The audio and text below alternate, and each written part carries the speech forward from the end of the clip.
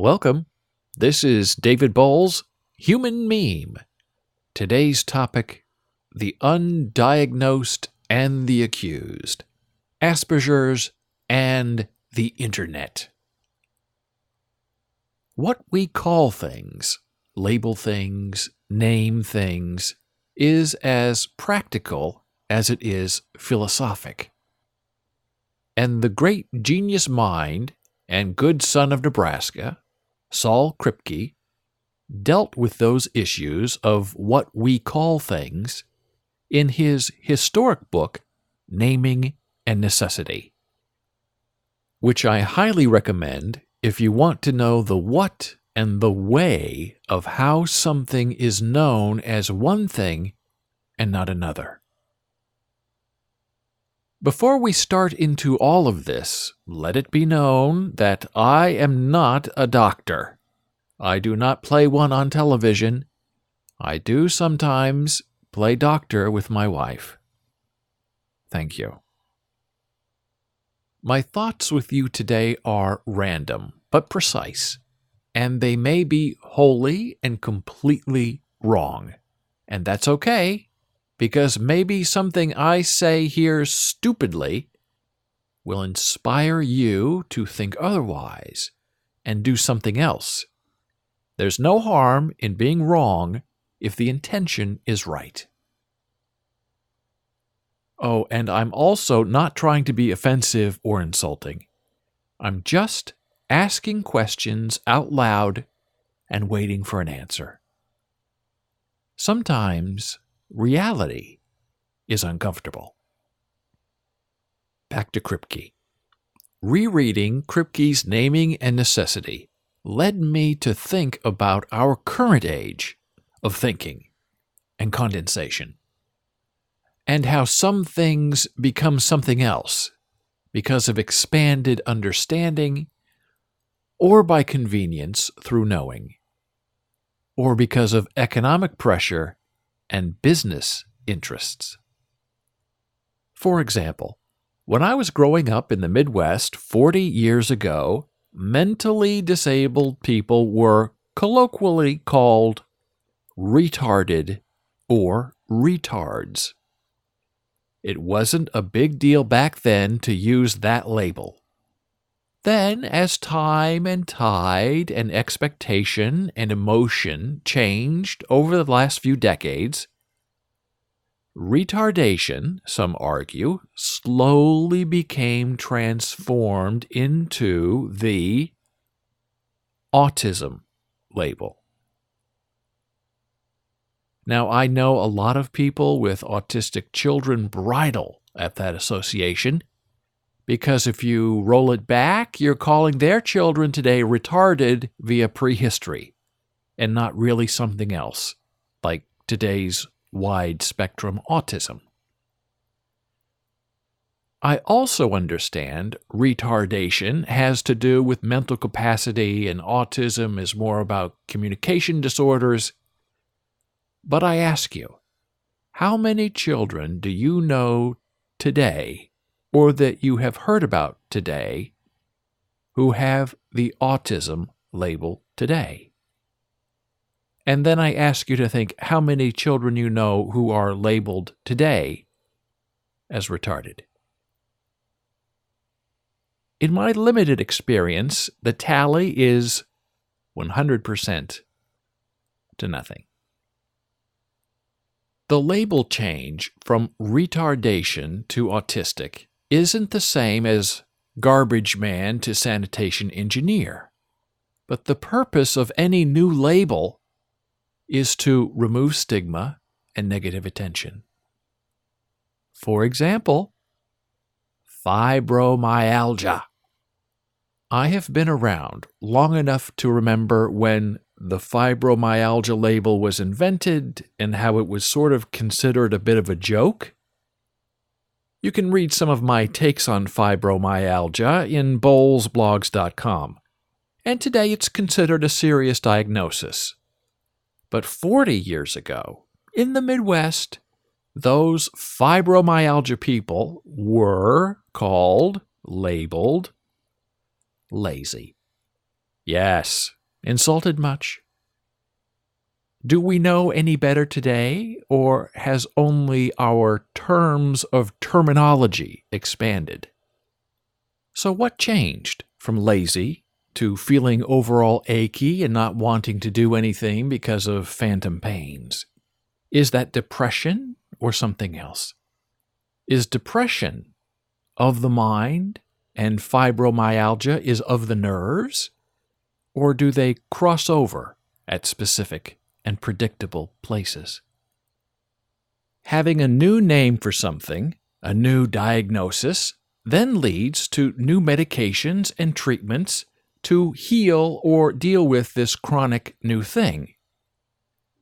Was fibromyalgia, the label, not the people, invented by the sufferers or the doctors or the medical companies that now make millions of dollars treating lazy people? I mean fibromyalgia sufferers. Yes, insulting. How dare you?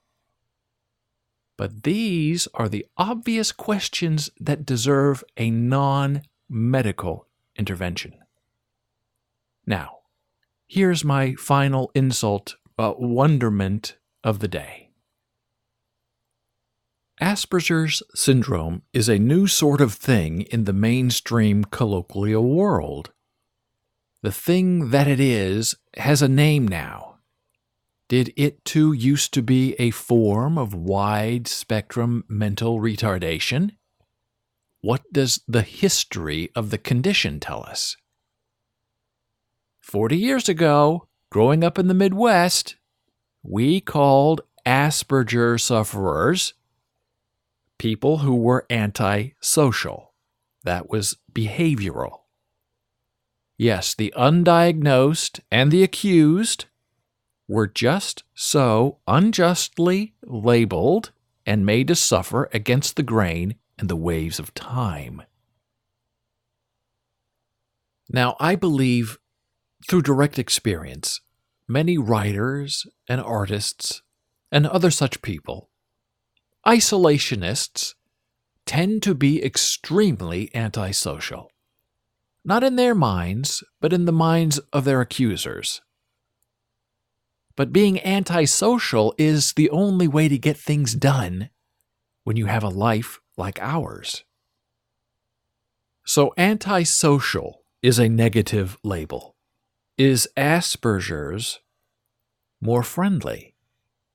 Is it possible to have a touch of Asperger's without being in a fully blown diagnosis? I vote yes on that. And if voting yes on that means you can also be a little bit pregnant, I'm down with that too. Because there are many thousands of people my age, in their 50s, 60s, 70s, 80s, wandering around the world with undiagnosed Asperger's syndrome. They have been called antisocial and antithetical all their lives, and they didn't know why they didn't relate or why they lacked social skills or other interactions. They just found a way to get by in the world by bucking up against who they were born to be in order to fit in with everyone else's expectations. Which takes me to my next point of order, and Asperger's and the internet, and colloquial definitions of conditions and syndromes in this modern world. But first, a bit of background. I was born half a century ago, an only child, to a mother and a father who divorced after 5 years of marriage, 10 days after my birth. You may read more of those hoary details in my Mother Narcissus book, on sale now at Amazon, and you can also get more information by going to bolesblogs.com and clicking around. Now, with that out of the way, growing up, In the Midwest, 40 years ago, there were certain things I didn't know and could not know or didn't know I was missing because I was fatherless. Sure, my father was around, but not around me. Growing up an only child, with only your mother around and no father, you are left to fend for yourself in ways of boyhood and manlyhood and humanism and adulthood. And while a mother may try to be both mother and father to a son, the task is impossible. No mother should ask for a Father's Day card and gift, as mine did every year. I only complied until I was old enough to realize what I was missing the rest of the year. So, 40 years ago, a young boy who needed to learn how to fix a car or shave his face or build a wall usually had that training and exposure from a father. Yes, I'm being generic and oversimplifying things, and yes, times change, and women can do all of that now, and they did it all back then as well. But in the traditional Midwest, where gender roles were and pretty much are solid and non-transactional, it was difficult to fill the father as teacher emptiness, even if you were too young and dumb to realize it at the time. What did you do? How did you learn about these manly arts? Well, for people like me, introverts, the antisocial, the never-diagnosed touch of Asperger's, we were all forced to turn to family and friends. We leapt out of ourselves to interact with other people in real time and with a ferocity for knowledge that has always guided us. That was then. Now, here we are. With the internet. Now, if I had the internet 40 years ago, who needs a father or a mother or a friend or a family to teach them anything? When you can virtually know everything in the free world on your own anytime. Is it possible that the internet, the intronet, the introverted web, the antisocial net, creates more Asperger's diagnosis today than it cures? Because the internet, a closed, virtual, incompassionate system that validates lonely and succinct behavior because that's the norm of interaction. As a child, I was forced to go out and interact with real people if I wanted to know something, or learn something, or share something. I was being humanized and conditioned and healed against my will of my antisocial touch of Asperger's behavior by way of the wild, real world around me. If I were a kid today, with the internet as my father, I wouldn't need another live body in real time to teach me how to shave my face or change a flat tire or belch the alphabet. It's all right there, in triplicate, on YouTube.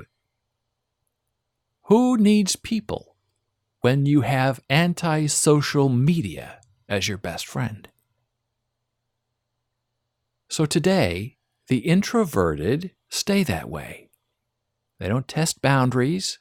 They don't grow up with other people because they really don't have to.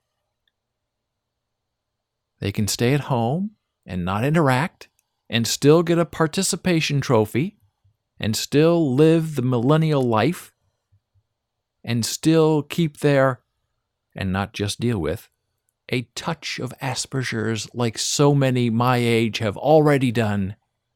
But they can also get a full-blown diagnosis and medication along with a cupful of maybe happiness.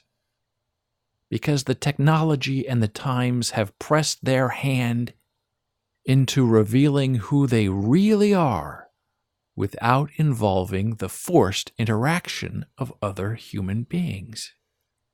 As we move forward as a society and progress into softer understandings, the push forward of life is always into more convenience and luxury, not less.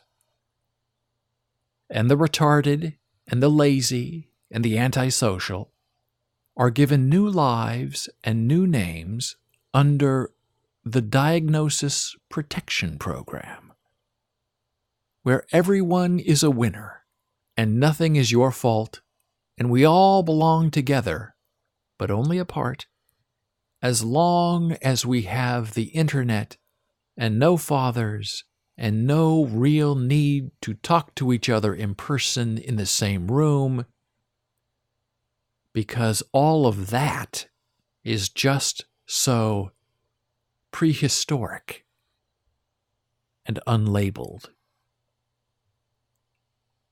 Thank you for listening. Be a human meme.